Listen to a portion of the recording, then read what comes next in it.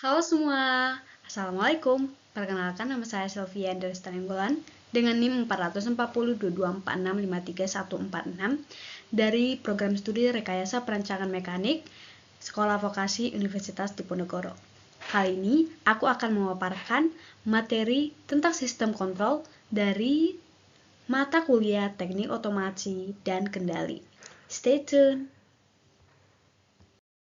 Nah, untuk judul dan sumber materi yang saya buat dalam menyusun materi ini, saya mengambil dari karya Katsuhiko Gata dengan judul buku Modern Control Engineering dari bab 1 Introduction to Control System. Dan saya juga mengambil dari buku Kontrol PID untuk Proses Industri karya Iwan Setiawan dari bab 2 Kontrol PID untuk Proses Industri berbagai struktur dan metode tuning.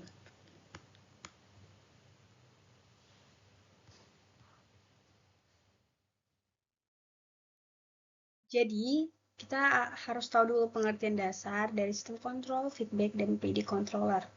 Jadi, untuk sistem kontrol sendiri merupakan mekanisme yang membuat suatu proses berjalan sesuai keinginan kita. Intinya tuh sistem ini yang mengatur input atau masukan agar menghasilkan output atau keluaran sesuai target atau set point. Jadi, tanpa kontrol otomatis, manusia atau kita harus mengatur secara manual. Dengan kontrol otomatis, proses jadi lebih cepat, tepat, dan juga konsisten. Nah, untuk feedback atau konsep umpan balik merupakan inti dari sistem kontrol modern. Caranya itu sistem mengatur atau mengukur kondisi nyata atau proses variable atau PV. Yang kedua, hasil pengukuran dibandingkan dengan target atau set point atau SP. Dan yang ketiga, jika ada selisih atau error, sistem yang akan melakukan koreksi. Nah, siklus ini yang akan terus terjadi dan sistem akan bisa beradaptasi dengan perubahan. Nah, yang ketiga adalah PID controller. Jadi, PID controller merupakan P untuk merespon P atau proporsional untuk merespon cepat sesuai dengan besar error, I atau integral untuk memperbaiki error yang kecil tapi bertahan lama, dan D untuk derivatif untuk mengantisipasi perubahan agar sistem tidak kebablasan. Nah, gabungan ketiganya yang membuat sistem akan lebih stabil, akurat, dan juga andal. Nah, kita akan masuk pada tujuan sistem kontrol, teman-teman. Jadi untuk tujuan sistem kontrol itu merupakan untuk membuat suatu sistem berfungsi secara mandiri dan otomatis. Jadi sehingga output yang dihasilkan tetap stabil, akurat, dan juga sesuai dengan nilai yang diinginkan meskipun ada gangguan dari luar. Singkatnya nih, sistem ini yang membuat perangkat bisa mengendalikan dirinya sendiri. Jadi di sini aku mengerangkum beberapa tujuan dari sistem kontrol juga. Yang pertama itu menjaga kestabilan suhu. Misalnya, AC akan tetap di 24 derajat Celcius walaupun di luar dari ruangan tersebut cuacanya panas, cuacanya dingin gitu. Dan yang kedua, menghemat energi. Jadi kontrol suhu ini dapat menghemat energi karena dia akan bekerja bila diperlukan saja. Contohnya tuh kan tinggal colok, buka, kan dia akan bekerja kalau dicolokkan gitu. Terus yang ketiga adalah menjaga kualitas. Contohnya tuh oven roti akan menjaga panas supaya roti matang dengan sempurna.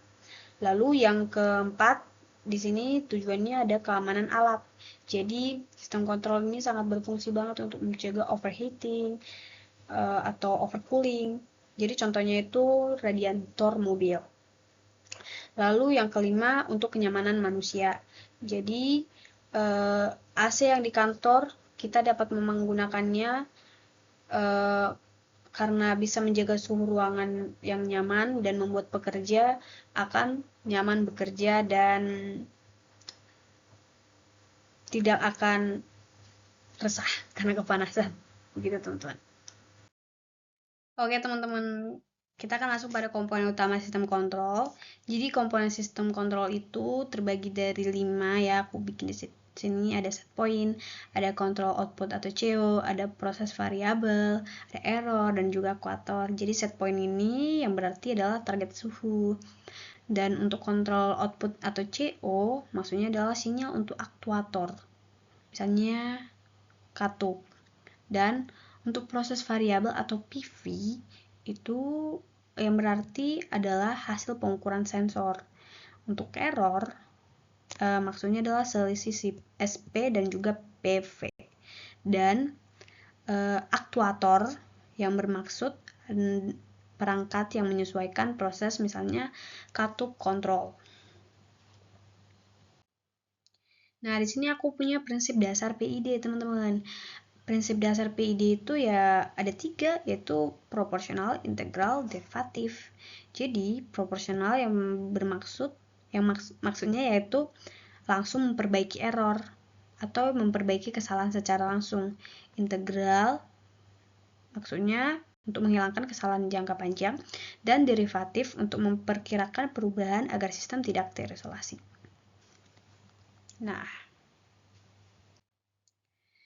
Nah, di sini aku sudah bikin contohnya, teman-teman. Jadi ada contoh dan ada contoh untuk industri. Nah, untuk contoh sendiri aku bikin di kehidupan sehari-hari kita seperti menggunakan AC. Jadi salah satu contoh kita saat AC yang bekerja dengan menggunakan prinsip sistem kontrol tertutup atau closed loop. Jadi tujuannya agar menjaga suhu ruangan tetap pada nilai yang kita atur di remote, misalnya 24 derajat. Jadi kalau sementara ada juga contohnya di perkelapa sawitan, teman-teman. Jadi kontrol suhu dari perkelapa sawitan adalah hal yang sangat penting yang digunakan sehari-hari dalam pabrik kelapa sawit seperti sterilizer, yaitu ketika bezana uap bertekanan untuk merebus tandan buah segar atau TBS, tujuannya itu untuk menghentikan aktivitas enzim lipase dan melunakkan buah dan mempermudah pemisahan minyak. Menurut Katsuhiko Ogata 2010 dalam Modern Control Engineering dan juga Iwan Setiawan 2008, dalam kondisi PID untuk proses industri, kontrol suhu pada sterilizer dilakukan dengan PID controller yang mengatur tekanan dan temperatur uap. Nah, jika suhu terlalu rendah, perebusan tidak akan sempurna sehingga rendaman minyak turun. Dan jika terlalu tinggi, minyak dapat mengalami degradasi kualitas atau penurunan kualitas. Di pabrik kelapa sawit juga ada boiler. Jadi di boiler pabrik kelapa sawit ini PID controller itu digunakan untuk menjaga suhu dan tekanan uap agar tetap stabil. Ini tertulis di Desai Automation in Process Control 2012. Stabilitas ini penting karena uap yang dihasilkan dipakai untuk menggerakkan turbin merebus TBS sehingga pemanasan klasifikasi minyak bagus. Jadi kontrol suhu yang buruk dapat menurunkan efisiensi pembakaran, meningkatkan konsumsi bahan bakar, bahkan membahayakan keselamatan. Nah, untuk contoh industri begitu teman-teman. Contoh industri saya ambil dari pabrik kelapa sawit, yang dimana sesuai dengan beasiswa yang telah membantu saya berkuliah begitu. Nah, setelah kita mengetahui betapa pentingnya kontrol sistem itu, betapa membantunya kontrol sistem, kita akan tahu, kita akan masuk pada kekurangan dan juga kelebihan. Jadi untuk kelebihannya sendiri, untuk kelebihan dari sistem kontrol suhu PID ini, itu responnya lebih cepat, teman-teman. Jadi dia respon secara cepat, maksudnya itu mampu memperbaiki kesalahan secara langsung. Jadi proporsional itu akan merespon perubahan suhu dengan cepat dan mengurangi selisih atau error antara suhu yang diinginkan dan suhu aktual. Lalu dia memiliki akurasi yang tinggi. Jadi akurasi yang tinggi ini tuh dia bisa mencapai atau menghilangkan kesalahan jangka panjang. Lalu ada stabil dan halus. Stabil dan halus maksudnya itu perubahannya dia tuh bisa mencegah osilasi dan perubahan yang terlalu cepat. Jadi komponen derivatif atau D membantu sistem untuk bereaksi terhadap laju perubahan suhu, mencegah overshoot melebihi suhu target, dan membuat respon sistem lebih halus dan stabil. Dan juga teruji praktis. Jadi bisa dituning di lapangan begitu. Jadi aturan seperti Ziegler-Nichols memberi titik awal untuk penyetelan lalu bisa disesuaikan secara langsung. Mudah digunakan dan terbukti seperti disebutkan pada kontrol PD banyak digunakan di industri karena konsepnya yang sangat kuat, efisien, dan teruji untuk berbagai aplikasi termasuk kontrol suhu.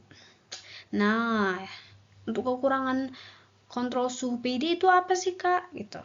Jadi untuk kekurangannya itu ada 2. Tuning yang tepat. Jadi dia tuh harus membutuhkan penyetelan atau tuning yang tepat nih. Jadi kekurangan utama ini yang membuat atau proses tuning untuk menemukan nilai konstanta P, I, dan D yang optimal. Nah, jika tuningnya buruk, sistemnya ini bisa menjadi sistem yang tidak stabil, teman-teman, atau beresolusi, lambat, dan juga tidak akurat. Dan dia ini sensitif. Jadi sensitif terhadap noise atau keributan, terutama pada aksi D, derivatif, yang bisa memperkuat gangguan dari sensor. Jadi untuk kesimpulan dari materi kita hari ini yaitu sistem kontrol itu yang menjaga proses tetap otomatis, stabil, dan juga sesuai dengan target dan prinsip feedback. PID controller banyak dipakai karena mampu mengoreksi kesalahan, menjaga akurasi, dan mengantisipasi perubahan. Penerapannya meliputi AC, water heater, hingga boiler dan sterilizer di industri sawit. Kelebihannya sederhana, efektif, dan andal, meski butuh tuning agar optimal. Dari penjelasan tadi juga kita bisa melihat bahwa sistem kontrol khususnya PID controller bukan hanya teori tetapi sudah menjadi bagian penting dalam kehidupan sehari-hari maupun dunia industri. Dengan pemahaman yang baik, kita dapat menciptakan proses yang lebih stabil, efisien, aman, dan juga berkualitas.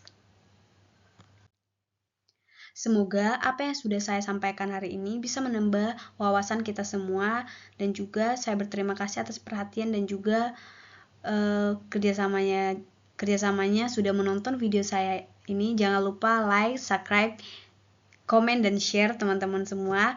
Dan aku mengucapkan bye. Semoga bertemu di next project.